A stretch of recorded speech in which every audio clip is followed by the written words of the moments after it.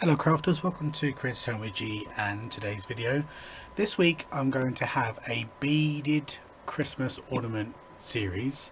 So there'll be a video coming out today, Tuesday, there'll be one Wednesday and there'll be one Thursday.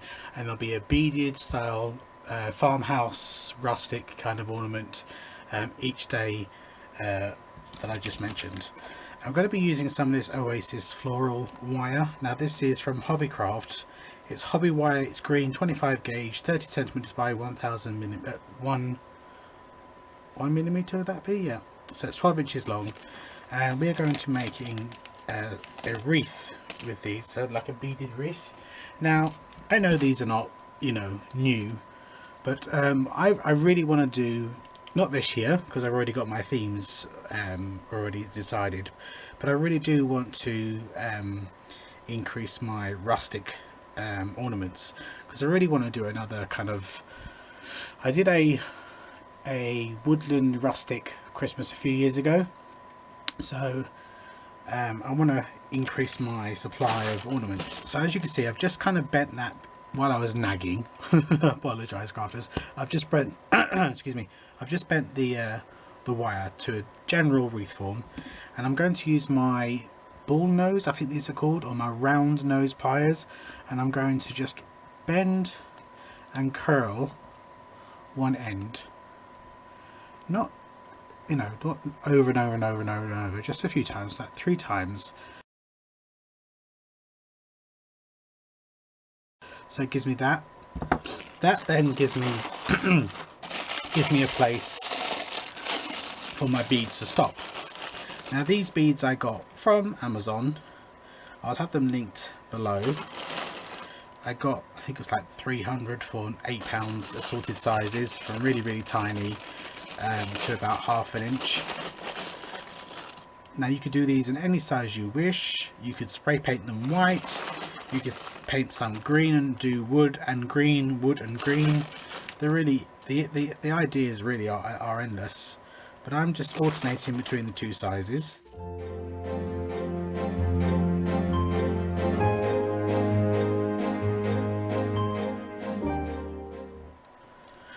Now the length of my wire was 12 inches. So depending on how long your wire is, and you don't have to use wire, you could use twine, and you could use jewelry wire that you get from your Dollar Trees and your pound stores and your craft stores. As I say, this particular wire that I'm using is from Hobbycraft. Right, I think I'm going to add one more of the larger and one more of the smaller, and then I think we'll call that a day.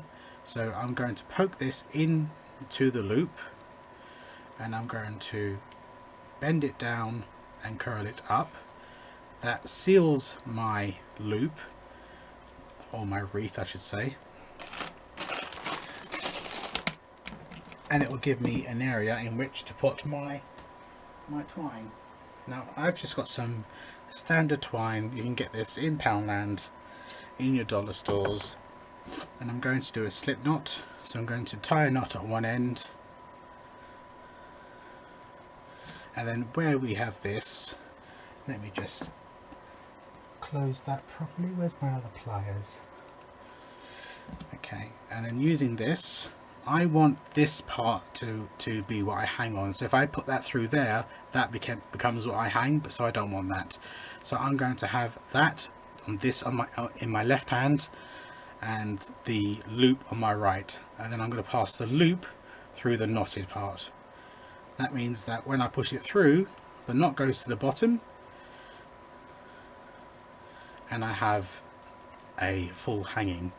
So just to neaten up the bottom there a bit, I'm going to do that.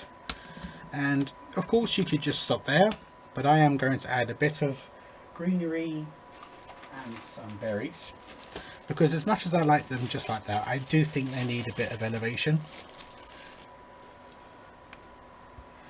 So I'm just going to hot glue some greenery on, not tons, not to overdo it.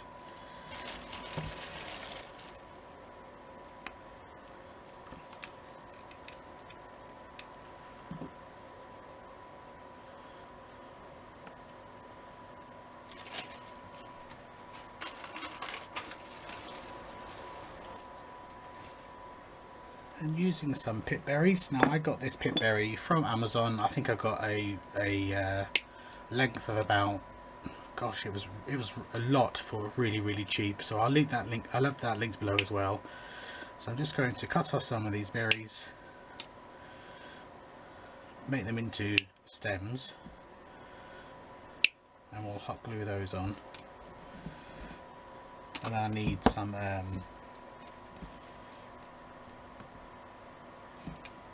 pine cones.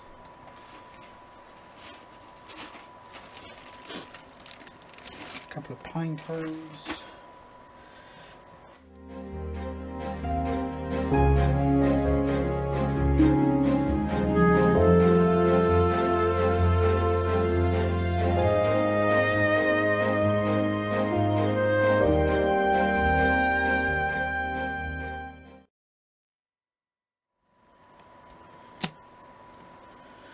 Okay, crafters, I think I'll leave it as that. Let me just bring over the other two that I've made already. So these ones are, I decided to do smaller, so you can do a bit any size you want. And as you can see, these ones I did the smaller and larger, and this one's just using the larger of the two beads.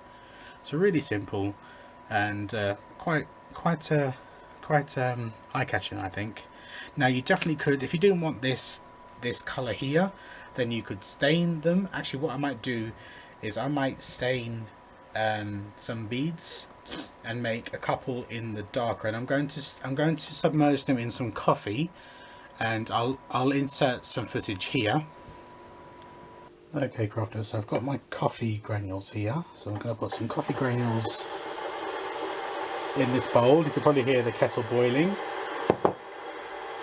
and I'm going to pour some hot water over this, and then I'm going to submerge those into this, and I'm going to leave it in there for about half an hour. So I'll cut back into this in a second.